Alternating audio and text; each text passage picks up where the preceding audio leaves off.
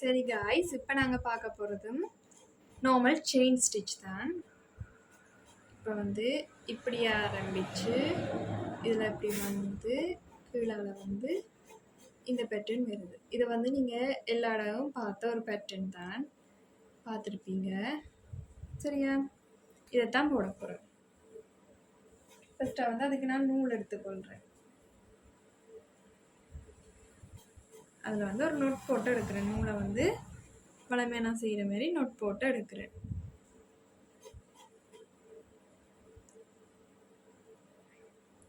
இப்போ இதை குத்தி லாக் ஸ்டிச் போட்டுக்கொள்கிறேன். போட்டுட்டு இப்போ இதை ஆரி ஒர்க் செஞ்சு கொண்டு போகிறேன். பாருங்க, நான் வந்து ஆரி ஒர்க்கை வந்து லாங் செயின் ஸ்டிச் தான் போடுறேன். இப்போ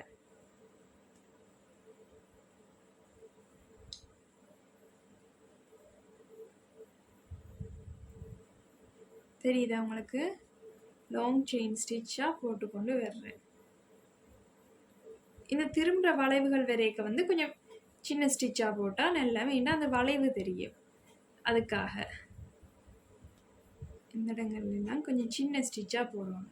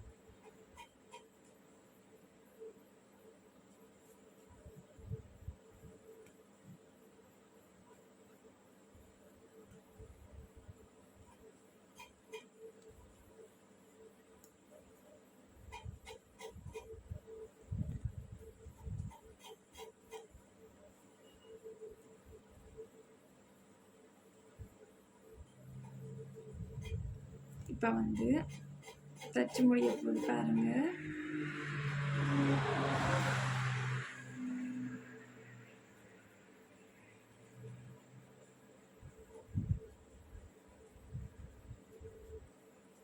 இப்போ வந்து நான் கடைசி மட்டும் வந்துட்டேன்.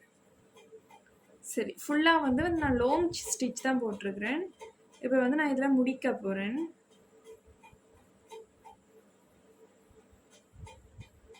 ஓகே, இதுலேயும் ஒரு லாக் ஸ்டிச் போடணும்.